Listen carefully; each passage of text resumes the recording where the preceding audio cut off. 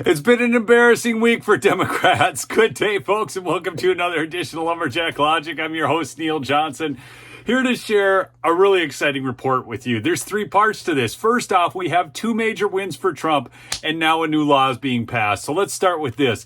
Maine's top court dismisses an appeal of a judge's decision on Trump's ballot status. Do you remember this, Chick? Election sabotage is a crystal clear example of what's happening all across the country. So we need to organize to make sure we have better leaders in positions of power to fight back against that. Secretary Benson talked about voter suppression, and that's something that when we started our careers at the ACLU and Southern Poverty Law Center, is fighting back about systematic, structural voter oppression, targeting specifically Black and brown voters. It's rooted in white supremacy. Your thought, you answered to her, short, if you don't mind, keep it short, but your answer to Shenna Bellows. She worked at the Southern Poverty Law Center and the ACLU. Need I say more? This lady is one of the liberal radicals that I've been talking about. She's the type of radical liberal that is upset with me being a black man, being a Republican. And she is like offended by that, by my very political existence, probably. Look, I have no response for her because she makes no sense at all. All she wants to do is win for her side. She doesn't give a damn about the country. And she just got totally embarrassed in the Maine Supreme Court. But here's another thing. I found this on Facebook. I actually went to her Facebook page. This is wild. So apparently after this, she's talking about all the love and support she's getting, and she was swatted and everything like this. Okay, I don't agree with swatting anybody, but listen to this last paragraph. I know from my previous work that dehumanizing a person is the first step in paving the way for attacks and violence against them. Are you freaking kidding me? Who have they dehumanized the most? In the comments below, tell me who has been dehumanized more than any other person in this country at this point. I'll give you a hint. He's called a Nazi.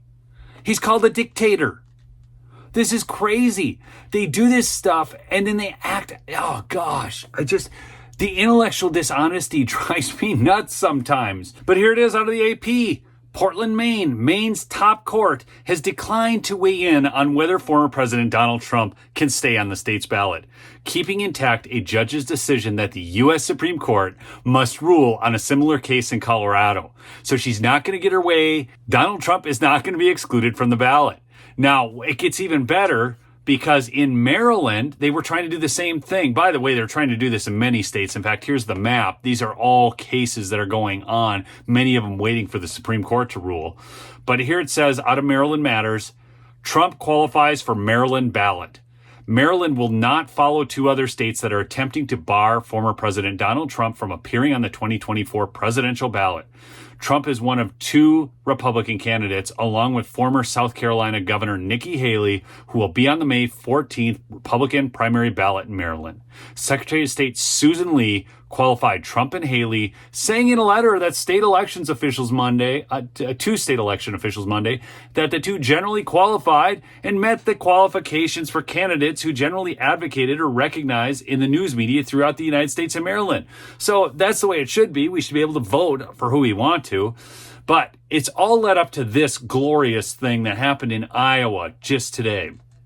Trump's 14th Amendment fight gains an ally in Iowa with a bill to block ballot bans. A bill filed by Iowa Republican Secretary of State Paul Pate would prevent any legal challenges attempting to remove former President Donald Trump from the 2024 ballot under the 14th Amendment, handing the former president a victory as he faces those efforts in other states. And you say, well, it's Iowa, Neil. What's the big deal? No, it's a big deal because when one state steps forward, other states will. And this is obvious. And this is a precedent that needs to be set. And it needs to be for future elections. I don't care if the person's a Democrat, okay? We get to vote for who we want to vote for.